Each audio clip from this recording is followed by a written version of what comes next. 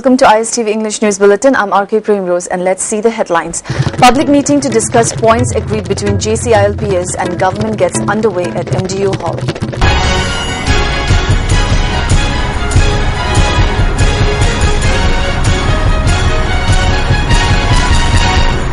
Now the news in detail. A public meeting to discuss the points agreed between the JCILPS and the state government and to seek public opinion on the next step to be taken with regard to the ILPS movement has begun at the Hall of Manipur Dramatic Union at Yar School.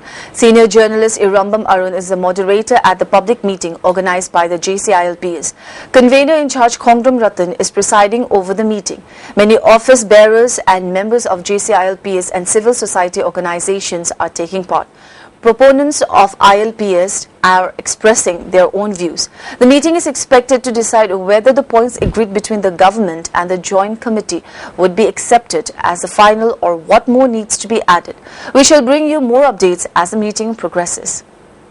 Well, the new ILP bill will be introduced and passed by in the Manipur Legislative Assembly within this month.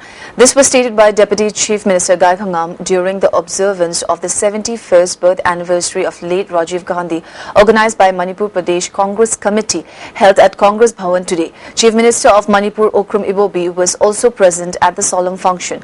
The Chief Minister led the gathering, including cabinet ministers, MLAs and party functionaries, in offering floral tributes to the photo of late Rajiv Gandhi. In connection with the function, Deputy Chief Minister Gai Khangam told media person that the meeting held between JCILPS and the government yesterday was indeed a great success. Another round of meeting will also be held after the public meeting organized by JCILPS concludes.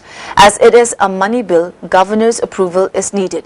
If the governor gives his approval, the bill will be introduced on or before 25th of this month, at least within this month.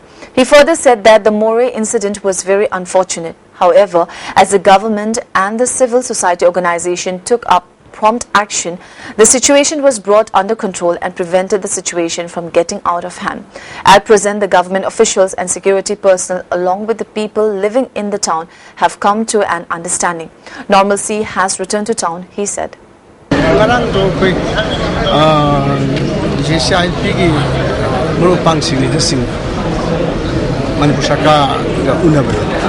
Mado ay achouba breakthrough mani and I hajini makata na ngasi koi asam meeting loer kan ko makata khana amin atungda cabinet meeting se pham meeting decide to kada moi to sai ji governor da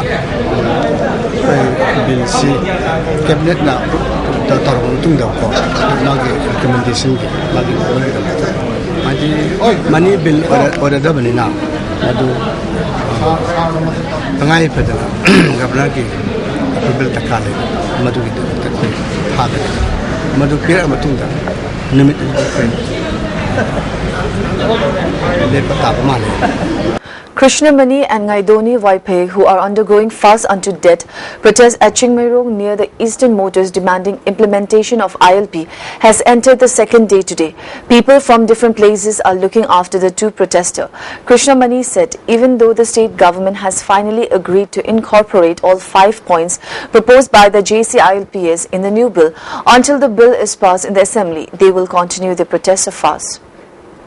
On the other hand, the volunteers of Chingmairong Apunba Loop caught one Majam Ali, a Muslim man who brought 5 non-locals from Guwahati without proper identification. It is reported that they were brought in a Z Travels bus from Guwahati to Imphal. Members of Chingmairong Apunba Loop appealed to the drivers and travel agencies not to bring non-Manipuri people without proper identity card just to get some money, which is not right.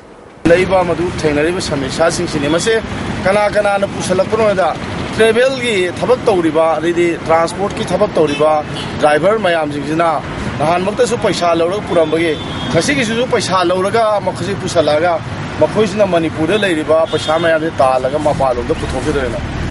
Chingtam Apunba Nupilu Palal Social Development Organization, Youth Development Organization, JCILPS Palal Wing and International Manipur's Mothers Association jointly staged a sit-in demonstration at Palay Market in support of the movement of ILP in the state. Moirang Kuno Apunba Nupi Loop also staged a sit-in demonstration at the waiting shed of Moirang Kuno Block Lamkhai yesterday, demanding implementation of ILP in Manipur. They also raised slogans to release the student protesters who have been arrested by the police personnel for undergoing fast protests. Well, the closure of Old Tumbuthong has caused a lot of inconveniences to the people, as it is one of the main routes to connect Imphal East and West since the closure of Sajing Thong Bridge. It may be recalled that on August 18, when women protesters of the area went to lock government offices in the palace compound area, some personnel of Imphal East police made fun of the women protesters, asking whether they knew what ILP is. The closure of the bridge began from the incident by the police personnel. I'm ready. Tell ro. Editor car late. Some say hujik padi perfectly straight ado kankhar kandadi freezy. Relax. Perfectly straight. Aina semi anoba sunsilk perfectly straight with straight lock technology maramdi. Some kankraba matung dasu align straight oina leina bagidama. Wow, hujik su straight oirina. Straight and gorgeous. Sunsilk perfect straight. Lock tobu, rock tobu. Now let's see the national and international news. Indicating utter confusion on a crucial issue, the three Kashmiri separatists who were placed under house arrest have been freed. Their confinement was ordered just days before they are to travel to Delhi to meet with Pakistan's Sartaj Aziz, who will arrive in India on Sunday to hold talks on terror with National Security Advisor Ajit Doval. The separatists Yasin Malik, Said Ali Shah Gilani and Mirwaz Umair Farooq have been invited to the Pakistan High Commission in New Delhi on Sunday, when Aziz is meant to begin talks with Indian National Security Advisor Ajit Doval.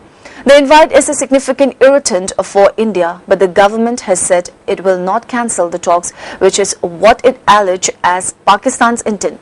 Indian officials told on Wednesday that a surprise awaits Pakistan in the dialogue, but did not elaborate. The meeting between the top security officials will see the resumption of dialogue between the two countries after a year. The meeting on the weekend is meant to focus on terror and comes as Pakistani troops have fired across the border in Jammu and Kashmir, targeting civilians.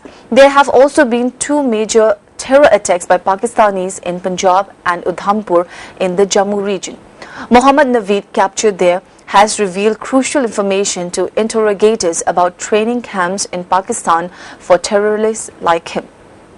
The Supreme Court has turned down the appeal of the Central Bureau of Investigation to make the pending arguments for the Uphaar fire tragedy case, claiming that they did not get enough time to argue for the case. The CBI had sought half an hour to present their statements, declining CBI's plea for an opportunity to advance arguments on points left out in Uphaar fire tragedy case. The SC has asked the nodal agency to file a review plea in the case.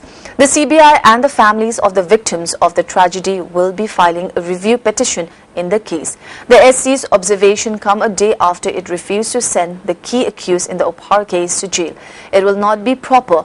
We have already passed the order, a three-judge bench headed by Justice A.R. Dev said when senior advocate Harish Salve, who has been representing CBI in the case, sought 15 minutes time to argue some of the points in the matter. During the hearing, this is currently underway. The SC is expected to explain the reasoning behind the verdict. The SC had on Wednesday said that theatre owners Sushil and Gopal Ansalt will not be spending any further time in jail.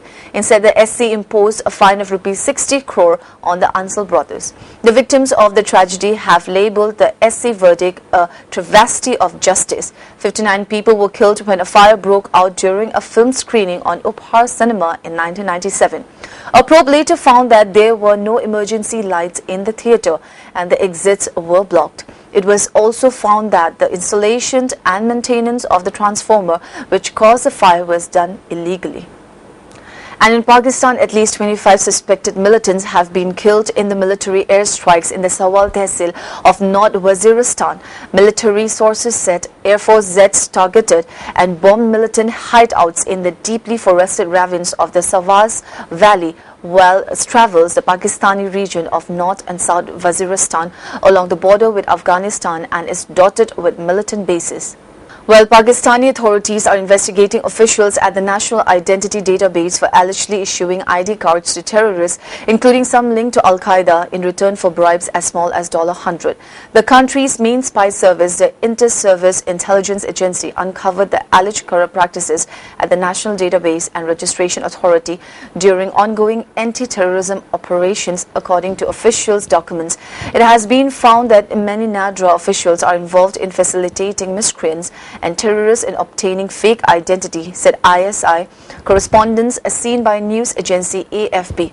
Adnan I. Shushrijuma, a senior Al-Qaeda leader wanted by the US over a 2009 plot to attack the New York subway system, was among those who obtained a Pakistani ID card by bribing officials, the document said. Shukruzuma, who was born in Saudi Arabia and spent some years in the United States, was killed in December 2014 during a Pakistan army operation in South Waziristan tribal area close to Afghanistan. Before we end up the bulletin, let's have the headlines once again. Public meeting to discuss points agreed between JCILPS and government gets underway at MGO Hall. That's all we have in this bulletin. Keep watching ISTV News.